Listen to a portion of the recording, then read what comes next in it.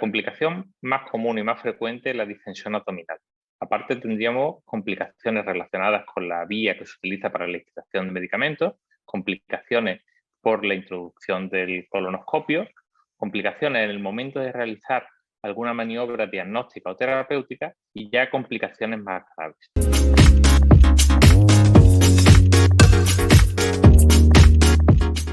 Cuando introducimos el colonoscopio, el cuerpo lo siente como algo extraño y eso puede producir una serie de reacciones. Por un lado, una de las reacciones más comunes del cuerpo a la hora de reaccionar contra algo que entra en el tubo digestivo es el vómito.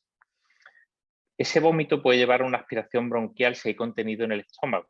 Por eso es tan importante que los pacientes sigan las dietas de ayuno que se recomiendan en la preparación de la colonoscopia para que el estómago esté vacío en esos casos, disminuyendo mucho el riesgo de aspiración bronquial.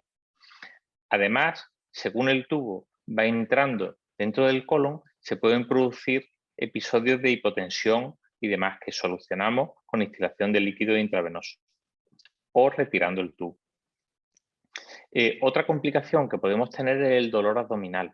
El dolor abdominal se puede producir cuando encontramos zonas muy retorcidas o zonas de estenosis. Eso nos pasa algunas veces en pacientes que tienen cirugía ginecológica previa o cirugía abdominal previa, porque eso produce adhesiones y al intentar superarlas con el tubo, se produce una distensión del meso que hace que se produzca dolor.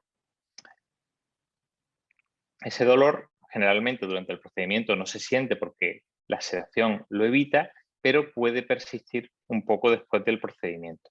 Generalmente no suele ser un dolor que vaya a más. Una complicación un poco mayor sería la perforación. La perforación puede producirse por esas mismas zonas de fibrosis en las que al pasar con el endoscopio se pueda lacerar la mucosa. Las zonas de fibrosis tienen un problema que es que la pared del colon no tiene distensibilidad. Esa falta de distensibilidad la hace que al ejercer presión para intentar pasar se pueda romper. Normalmente al ser más elástico permitiría distenderse un poco, pero si esa elasticidad falta se puede romper la pared. Eso mismo puede pasarnos en pacientes más mayores, en los que ya el músculo no tiene la distensibilidad, la elasticidad que tenía antes y se pueden producir este tipo de complicaciones. Generalmente cuando las perforaciones son muy pequeñas se pueden tratar directamente con endoclips y cerrarse, pero si son más largas o de mayor tamaño pueden requerir de una intervención quirúrgica.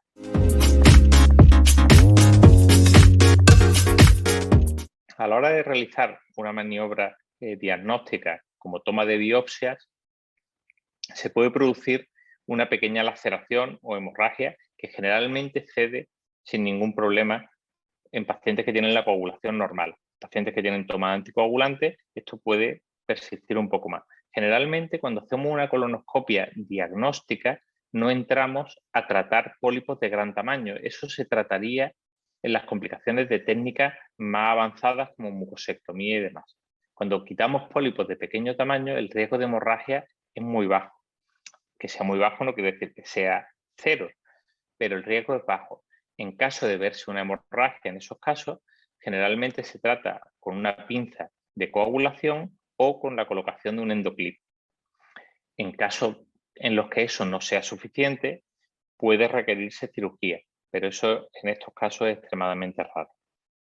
Otra complicación al hacer una maniobra de diagnóstico o de terapéutica sería la perforación.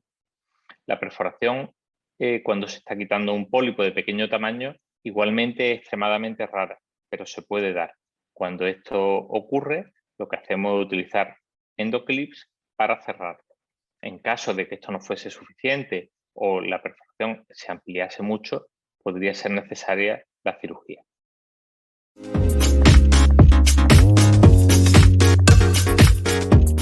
Pues sí. La colonoscopia no está exenta de complicaciones graves y que en un paciente cuando se le está haciendo la colonoscopia pueden aparecer arritmias o una parada cardíaca. Eso es extremadamente raro, pero evidentemente es una de las cosas que puede pasar.